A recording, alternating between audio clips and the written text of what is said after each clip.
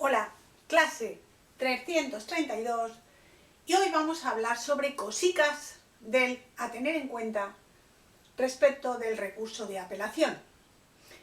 Vamos por el artículo 459 de la Ley de Enjuiciamiento Civil y la parte puede alegar,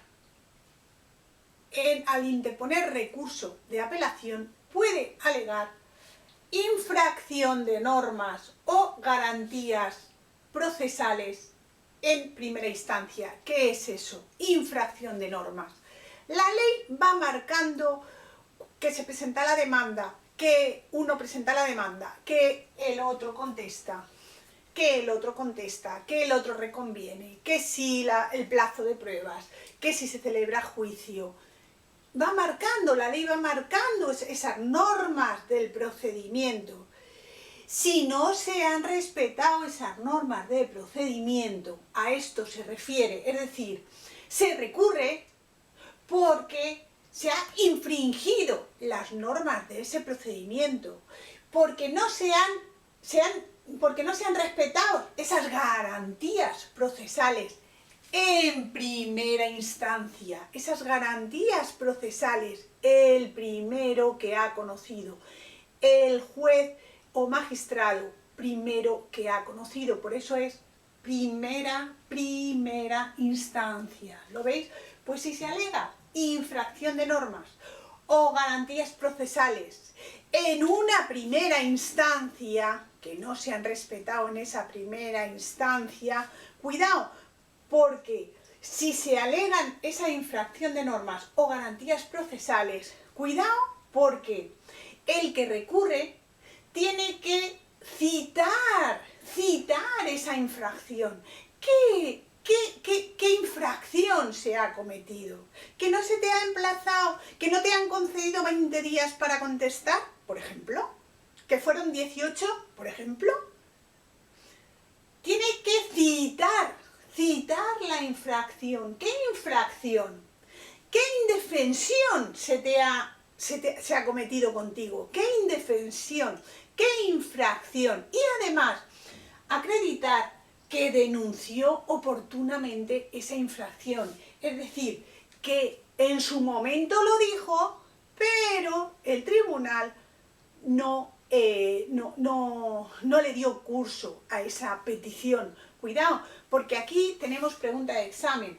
Dice que cuando se recurra por infracción de normas o garantías procesales en primera instancia, que hay que citar que la infracción, qué indefensión se ha sufrido y hay que acreditar que denunció oportunamente esa infracción, que lo dijo oportunamente, que ya lo dijo antes y el tribunal en primera instancia no le hizo caso. Bueno, dice, y la coletilla de la ley dice, si tuvo oportunidad para ello, a saber qué está alegando, qué se le ha infringido, qué indefensión se ha cometido y si tuvo oportunidad de denunciar esa infracción o no tuvo la oportunidad de denunciar esa infracción. Cuidado con esta coletilla porque es importante.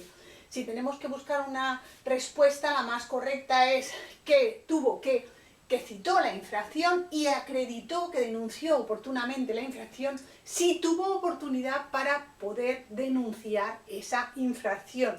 Si lo dejaron denunciar, si tuvo la oportunidad de denunciar eso, ¿vale? Bueno, pues vamos a otra cosa. Ahora vamos a ver qué documentos puede acompañar la parte apelante, la parte que va a recurrir. ¿Qué documentos puede acompañar cuando interpone el recurso de apelación? Cuidado, porque los documentos que acompañe los puede acompañar siempre que se refieran primero al fondo del asunto, al contenido, a lo que se está discutiendo. Ya no estoy diciendo de las normas procesales, no, a lo que se está discutiendo, a si se debe o no se debe, a si se tiene derecho o no se tiene derecho. Eso se refiere al fondo del asunto. Y dice que ¿qué documentos puede acompañar? Pues nos vamos al artículo 270 de la ley y ese artículo dice qué documentos se pueden acompañar. Mirad, en el procedimiento los documentos se acompañan en la demanda cuando se demanda, cuando se contesta o incluso antes en la audiencia previa al juicio. En la audiencia previa al juicio. Eso es lo que dice la ley cuando se tienen que presentar. Pero ¿qué pasa si son de fecha posterior a esa demanda, a esa contestación o a la audiencia previa al juicio? Pues que sí que va a poder presentar ese documento. ¿Lo veis? Si es de fecha posterior a la demanda, si es de fecha posterior a la contestación o a la audiencia previa del juicio, se pueden presentar. Bueno, pues el artículo 270 nos da una posibilidad de presentar documentos nuevos que sean de fecha posterior a la demanda, de fecha posterior a la contestación, de fecha posterior a la audiencia previa. Cuidado, y si son de fecha anterior a la demanda, anterior a esa contestación o anterior a esa audiencia previa, cuidado porque la parte tiene que acreditar no haber tenido conocimiento antes. Son de antes esos documentos, esas pruebas, son de antes, pero mirad, no ha tenido conocimiento y lo acredita. Acredita que no ha tenido conocimiento de la existencia de esos documentos y lo acredita. ¿Lo veis? Dos posibilidades. De ser de fecha posterior a esa demanda, a esa contestación o a esa audiencia, y si son de antes de esa demanda, de esa contestación o de esa audiencia previa, no ha tenido conocimiento de antes. Bueno, o no ha sido posible obtenerlos. No ha sido posible obtener esos documentos antes.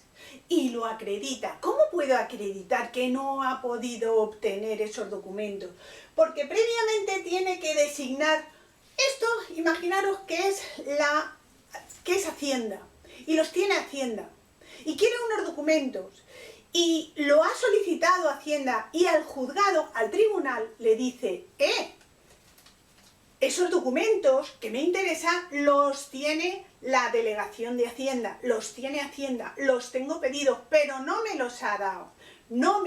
Bueno, pues tiene que haber hecho la designación previa, es decir, para que estos documentos sirvan a efectos de poder aportarlos, tiene que haber designado el archivo donde se encuentran esos documentos. Tiene que haberlo designado previamente donde se encuentran esos documentos para que puedan hacerlos valer en juicio. ¿Lo veis? Vale. Ya sabemos que están en la Administración de Hacienda. Aquí, ahí están. Y ese documento que le interesa. Bueno, pues no ha sido posible obtenerlos por causa no imputables. Pero, lo que he dicho, siempre que se haya hecho antes la designación que está establecida en el artículo 265, apartado 2, o en el punto 4, en el número 4. Bueno, y se pueden acompañar documentos cuando se han precluido los actos. Cuando ya se ha precluido el proceso de demanda, de contestación, de audiencia previa, se han precluido todos los actos procesales. ¿Se pueden acompañar? Pues se pueden acompañar, pero, ¿qué pasa? Que se acompañan esos documentos y las partes pueden alegar sobre esos documentos que se han acompañado. Y cuidado, porque el tribunal resolverá si procede o no en su bola mágica. Puede ver que ha tenido ánimo dilatorio, no se han presentado con el fin de dilatar ese proceso. ¿Ha habido ánimo dilatorio? Pues puede condenar a la parte por mala fe y además imponerle una multa de 180 a 1.200 euros. Fijaros, ¿lo veis? Es decir, se han precluido todos los actos y podrán alegar las partes en juicio si, según ellos, si procede o no que el tribunal admita esos documentos o no. Y el tribunal resuelve en el acto Si ha habido sobre ese ánimo dilatorio, puede condenar por mala fe y por multa de 180 a 1.200 euros. Bueno, pues otra cosita a tener en cuenta del recurso de apelación. En el escrito de interposición se puede practicar en segunda instancia. Se puede pedir que se practique no en primera instancia, sino en segunda instancia prueba.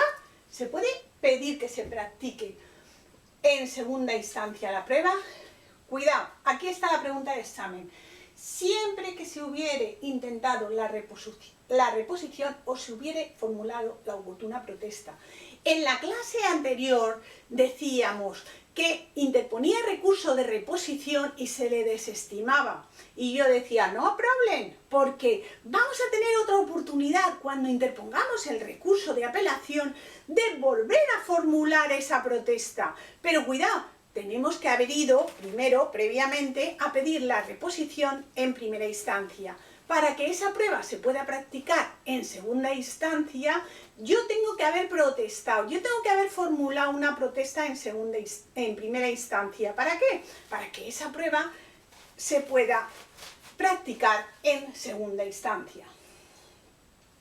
Otra cosita, las pruebas propuestas y admitidas, las que se han propuesto y se han admitido en primera instancia y que por motivos no imputables, no ha tenido culpa la parte, no se han podido presentar, incluso ni siquiera en diligencias finales. Las diligencias finales son diligencias para mejor proveer, o sea, las pruebas que no se han practicado, que no se han podido practicar por causas no imputables a la parte, se pueden practicar una vez se termina el plazo que va a dictar sentencia al juez, se pueden practicar, que son las diligencias finales.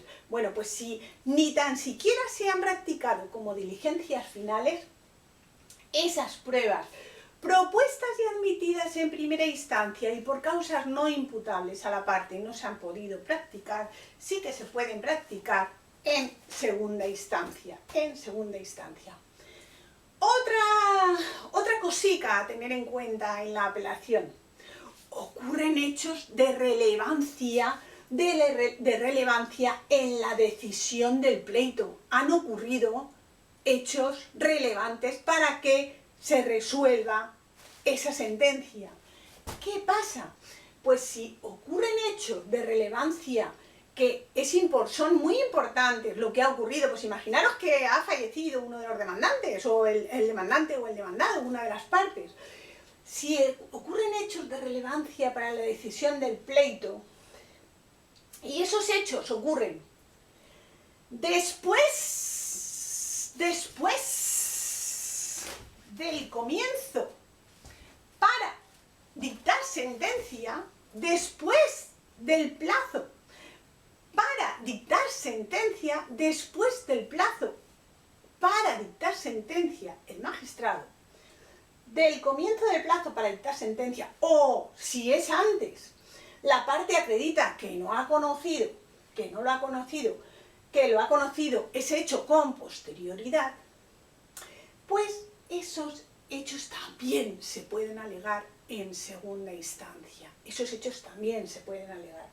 Y respecto de ese demandado rebelde que ha estado en rebeldía y que por causas no imputables no se ha podido personar después del momento para proponer la prueba, es decir, no ha podido proponer la prueba porque se ha personado después, pues ahí también puede alegar para que se practique prueba. ¿Dónde?